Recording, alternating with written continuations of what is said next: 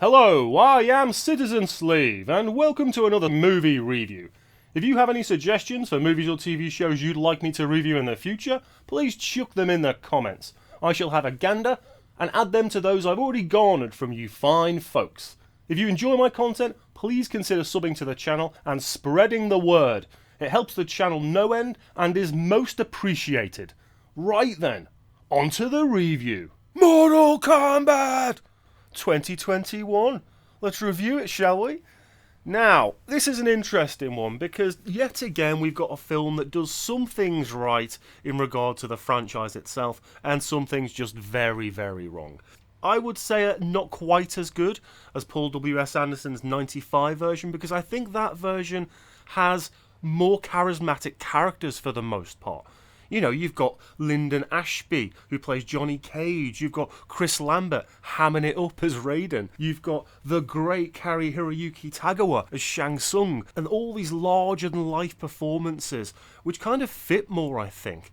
Now, don't get me wrong, this film does a lot of things well, and it's a hell of a lot better than Mortal Kombat Annihilation, which is a terrible, horrible, horrific movie that you should never ever see. Now, let's talk narrative first of all. So this film is directed by Simon McQuoid, and essentially it's an origin story to the origin story.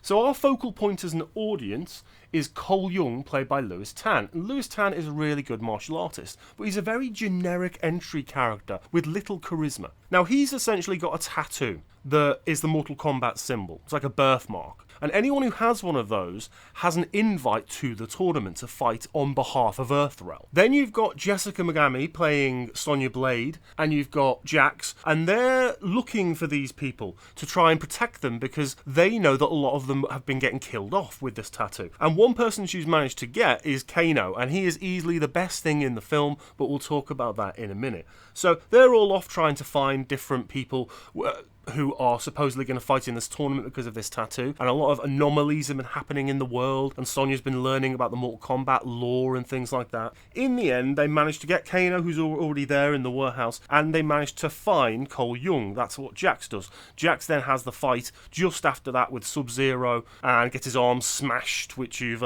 seen in the trailer already. I just think a lot of the performances are really quite flat, which is a shame because you've got some larger-than-life characters here.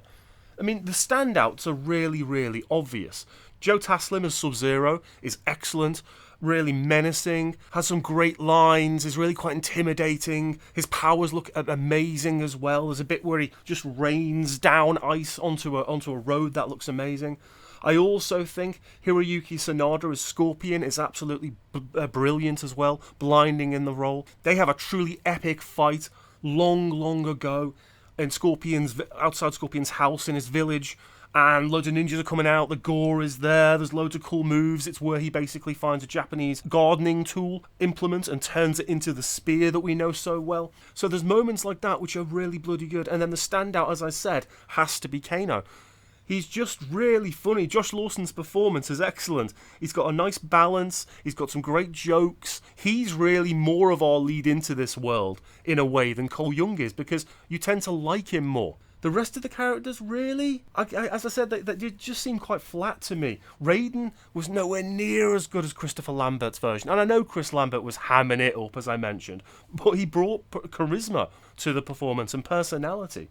And then you've got the great Chris Han as Shang Tsung in this, and he's just nowhere near as good, I don't think. That performance was very flat as well. Kung Lao is there as well. He's at the temple when they go with Liu Kang, and he's actually pretty accurate. He looks pretty good, and we do at one point get to see his very famous spinning hat on the ground, splitting an enemy open fatality, which is cool. The enemies are interesting. Cabal's there. His costume looks great. He's got some okay one-liners. Sub-Zero's the main antagonist in terms of going out and trying to kill the other fighters before the tournament. And then you've got what looked like mini Shao Kahn, who ends up fighting Jax later on, and he's not great at all.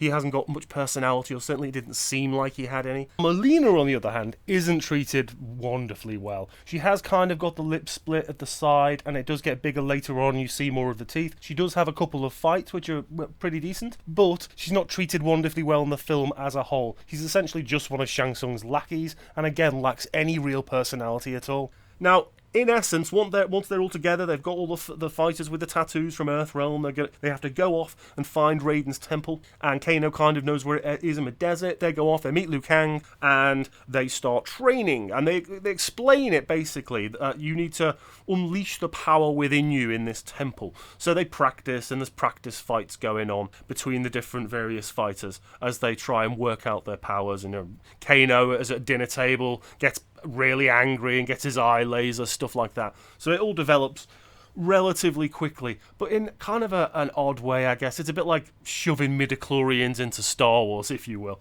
which I think was a bit of an odd way to do it, but they had to do it in some way, I guess. In the beginning of the movie, when Raiden turns up after the fight, and after Hanzo's been killed and his wife and child have been frozen, he goes and finds the hidden baby that was put there prior to the fight. And it later then transpires that essentially Cole's tattoo has been passed down because he's a descendant of Scorpion. And so when we get to the end, that's how Scorpion reappears and blooms from the Netherrealm and starts fighting again. But again, that whole sequence, apart from the fights and the action sequences, the actual martial arts are absolutely blinding. That's the other thing they get right, with little nods to the game and the powers that each of them have. And the choreography is really very excellent as well.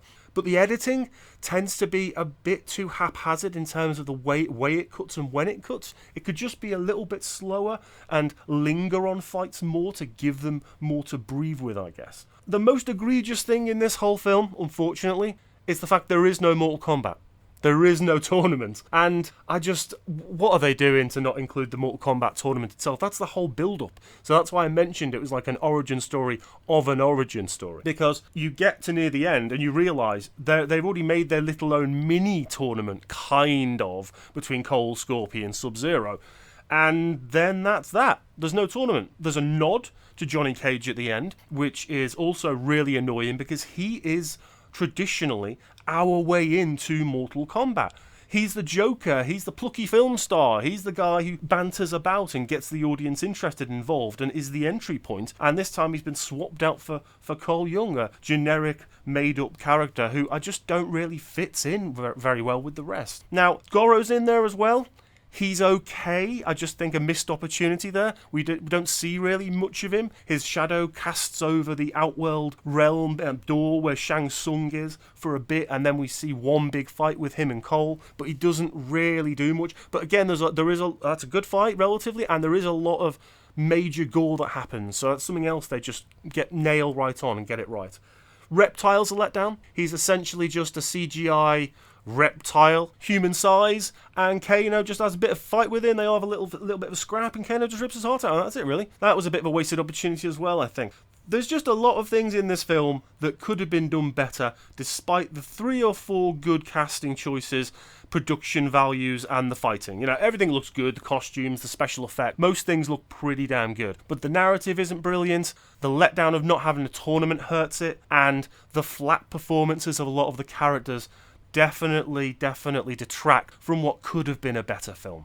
I think this is a little bit worse, unfortunately, than the 95 version. So, would I recommend it? If you're a Mortal Kombat fan, just watch it.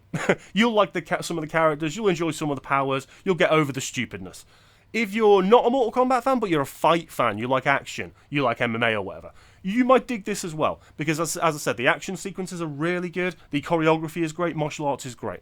If you are neither of those people, I can't recommend it that highly, because it's just not that good a film. It's okay.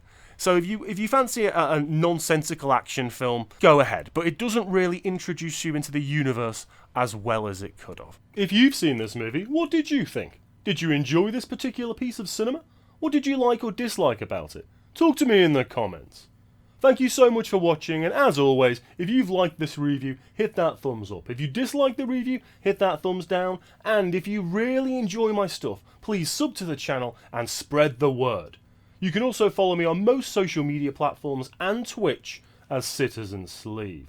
take it easy, and I shall see you very soon.